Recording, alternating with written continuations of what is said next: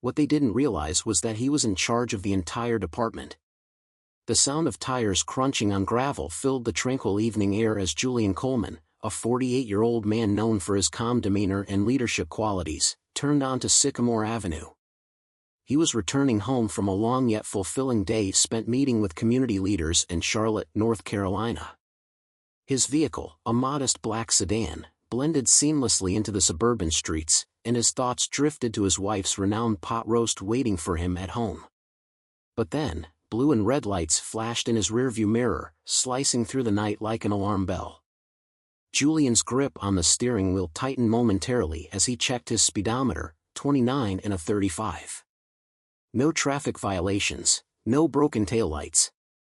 Yet the patrol car's siren wailed, signaling him to pull over. "Stay calm," he muttered to himself as he signaled and eased his car to the side of the road. He knew the routine: hands visible, movements slow, and a polite demeanor.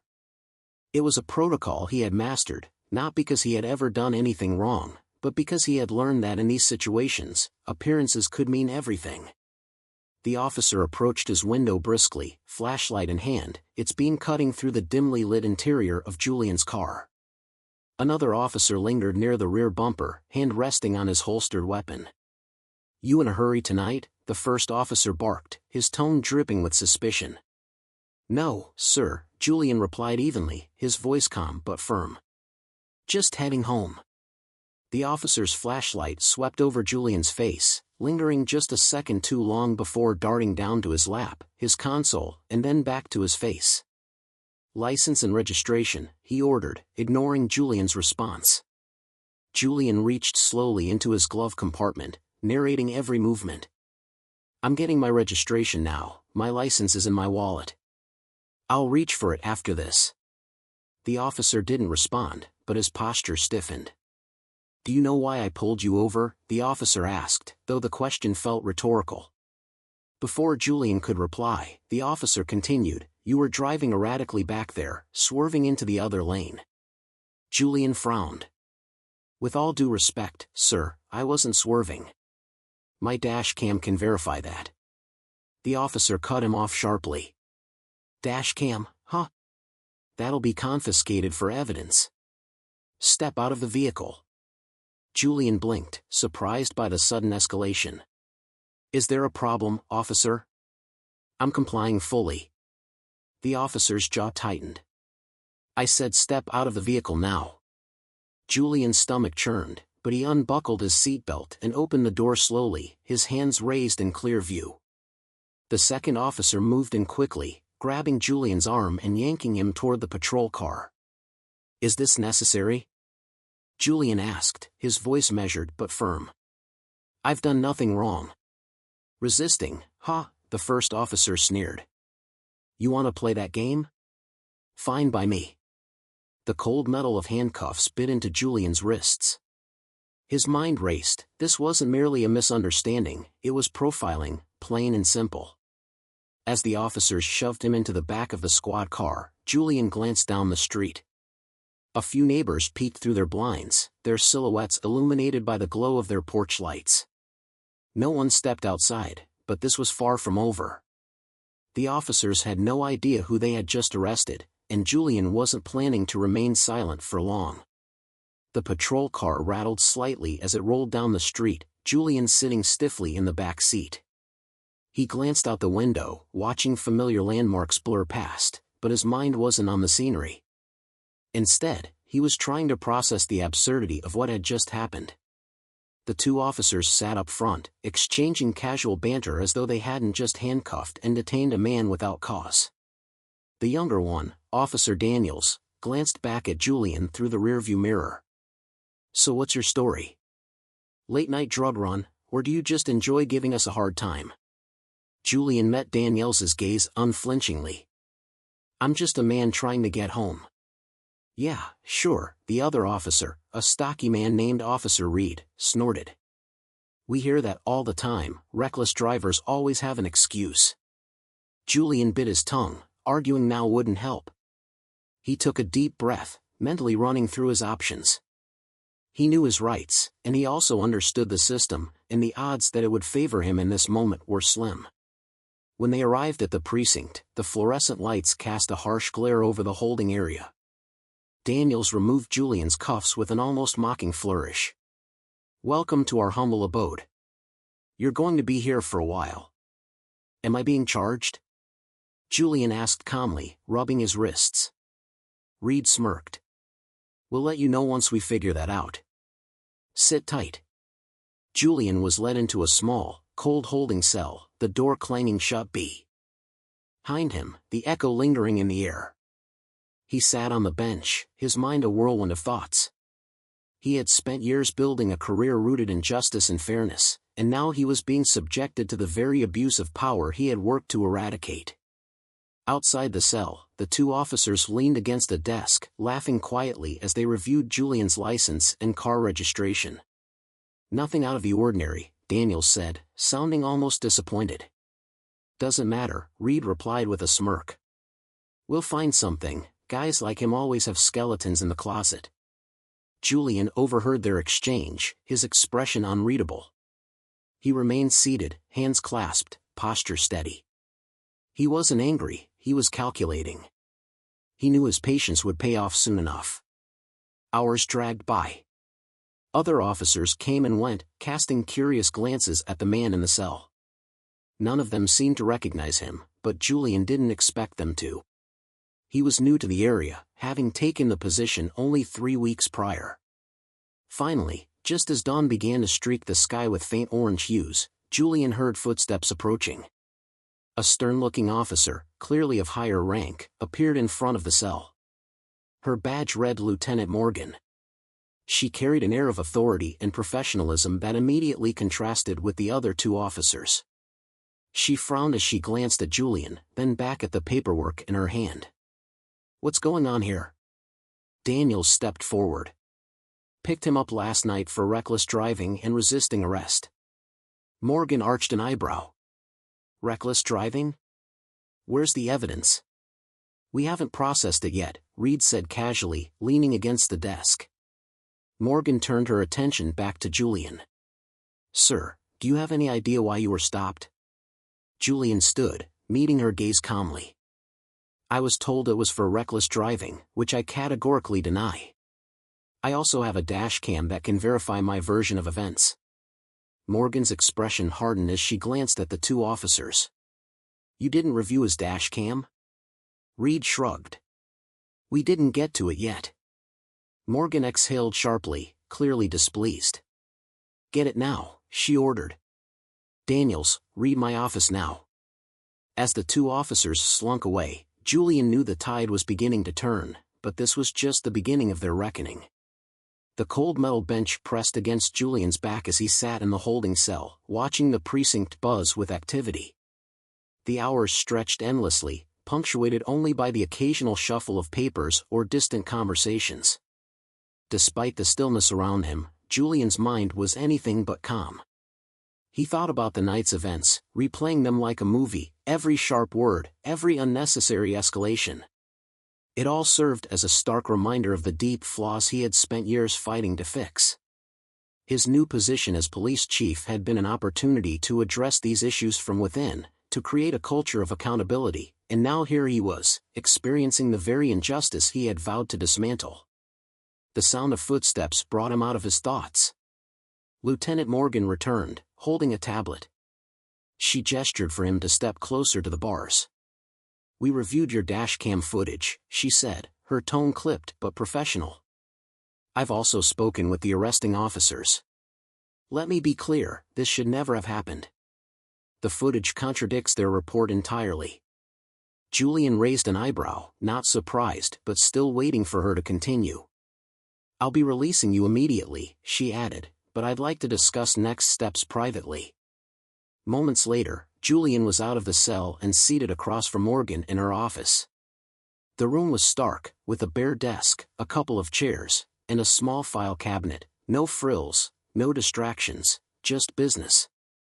"I'll be filing a report against Daniels and Reed," Morgan began, folding her hands on the desk. "But there's something I need to ask." She hesitated, clearly weighing her words. "Who are you really?" You're far too composed for someone who just spent the night in a holding cell over nothing. Julian leaned back slightly, giving her a small, measured smile. I appreciate your diligence, Lieutenant, but let's just say I've been in situations like this before. I've learned to stay calm. Morgan studied him for a moment, then nodded. Fair enough, but I have a feeling this isn't the last we'll hear of this situation. As Julian left the precinct, the early morning sun warmed his face, but the weight of the night lingered heavily on his shoulders. He didn't head straight home. Instead, he drove to his office, parked in his reserved space, and walked through the doors of the police headquarters he now oversaw. His assistant, Anita, looked up from her desk, startled. Chief Coleman, you're here early. Julian gave her a nod, his expression neutral. It's been a long night.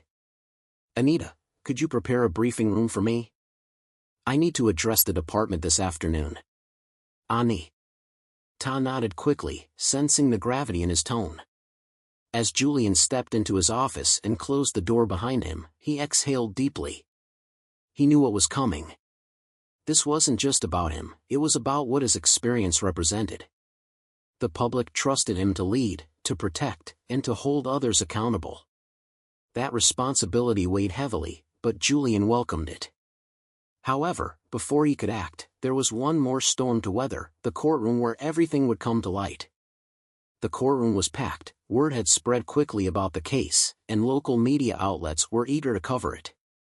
Cameras weren't allowed inside, but that didn't stop reporters from lining the courthouse steps, ready to pounce as soon as the hearing adjourned. Julian sat quietly at the defendant's table, his lawyer, Sandra Reyes, flipping through a thick folder of evidence. Sandra was a force to be reckoned with, sharp, unrelenting, and with a reputation for dismantling weak arguments with surgical precision. Across the room, Officers Daniels and Reed sat with their department-appointed attorney. Daniels looked nervous, his foot tapping uncontrollably, while Reed tried to appear unfazed, leaning back in his chair with a smug expression. The judge, an older man with a no-nonsense demeanor, entered the room and called the session to order. We are here today to address the charges brought against Mr. Julian Coleman. Prosecution, you may proceed. The prosecutor, a young and somewhat hesitant lawyer, stood and began outlining the case as it was initially reported. On the night in question, the defendant was observed driving recklessly, swerving into another lane. Upon being stopped by Officers Daniels and Reed, he became uncooperative and resisted arrest. Sandra barely suppressed a smile. She leaned over to Julian and whispered, "They're walking right into it." When it was her turn, Sandra stood confidently, her voice commanding the room. Your Honor, the charges against my client are not only baseless but are also a direct result of racial profiling and abuse of power. To prove this, I'd like to present video evidence that directly contradicts the officer's statements. The judge nodded. Proceed. Sandra gestured to the bailiff, who dimmed the lights and began playing the dash cam footage. The room fell silent as the video showed Julian driving steadily within his lane, the speedometer reading a constant 29 miles per hour. The officer's patrol car was visible in the rearview mirror, turning on its lights without cause. Next came the body cam footage. The courtroom watched as the officers approached Julian's car, their aggressive tone evident from the first action. The footage revealed Daniels muttering under his breath, another one of them causing trouble, followed by Reed chuckling and replying, "Figures." Gasps rippled through the audience. The judge's brow furrowed deeply as he glanced at the officers. Sandra paused the video and addressed the court. This is the professionalism displayed by Officers Daniels and Reed. Now let's fast forward to the arrest itself. The footage continued, showing Julian complying calmly, narrating his movements as he retrieved his registration and license. The contrast between his composed demeanor and the officer's hostility was stark. By the time the video finished, the courtroom was tense. Sandra turned to the jury and said, "This is not just an abuse of power. This is a direct violation of my client's rights, rooted in bias and prejudice." The prosecutor stood visibly flustered. The officers believed they had probable cause. Sandra cut in sharply. Probable cause based on what? Driving safely, following instructions, or perhaps it was the color of his skin. The judge banged his gavel lightly, calling for order. "Let's keep this focused." Sandra's voice softened, but her words were no less powerful. "Your Honor, before we proceed further, my client has something to share with the court." Julian stood, adjusting his tie. He scanned the room, making eye contact with the officers before addressing the judge. "My name is Julian Coleman," he said, his voice calm but firm. "I am the chief of police for the city. I was appointed 3 weeks ago to lead this department and address the very issues you've seen here today. I chose not to disclose my position early because I wanted the truth to come out organically, without bias or interference, and now it has." The room erupted in murmurs. Danielle's face turned pale while Reed's smugness evaporated in an instant. The judge banged his gavel repeatedly, demanding silence. Julian continued, "This isn't just about me, this is about a system that allows officers like Daniels and Reed to operate without accountability. That ends now." But this moment wasn't just a revelation, it was a reckoning, one that would reverberate far beyond the courtroom walls. The courtroom buzzed with tension as Julian took his seat, his final words hanging in the air like a th. Underclap. Daniels and Reed sat frozen, their expressions a mixture of shock and fear. The judge called for a brief recess, giving everyone time to absorb what had just transpired. By the time the proceedings resumed, the tone had shifted completely. The prosecution offered no further arguments, and the judge dismissed the charges against Julian immediately. But that was only the beginning. As Julian stepped outside the courthouse, reporters swarmed him, cameras flashing and microphones thrust forward. "Chief Coleman, do you have a statement about the case?" one called out. Julian raised his hand, signaling for silence. The crowd stilled, eager for his response. "This case isn't just about me," he began, his voice steady and resolute. "It's about accountability. It's about ensuring that every person, regardless of who they are, is treated with the respect and dignity they deserve. As police chief, I'm committed to creating a department that values integrity and fairness. And as a citizen, I'll continue to fight for justice." The media frenzy continued, but Julian didn't linger, he had more important matters to address. The fallout from the case was swift. Daniels and Reed were immediately suspended pending an internal investigation. Public outrage grew as the footage was released to the press, sparking protests and calls for reform. Community leaders rallied together, demanding greater transparency and better training for officers within the department. Julian's leadership took on new significance. He called an emergency meeting, gathering officers in the precinct. Standing at the front of the room, he addressed them with unwavering conviction. "What happened to me last night wasn't an isolated incident," Julian said, scanning the room.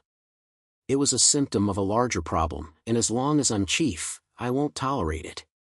We are here to serve and protect, not to harass and intimidate. If you can't uphold those values, this isn't the place for you." The room was silent, his words cutting through any lingering doubt about his intentions.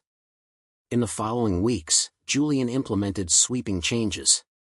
Mandatory bias training, stricter oversight, and an anonymous reporting system for officer misconduct were just the beginning. The community began to see a shift, though trust wouldn't be rebuilt overnight.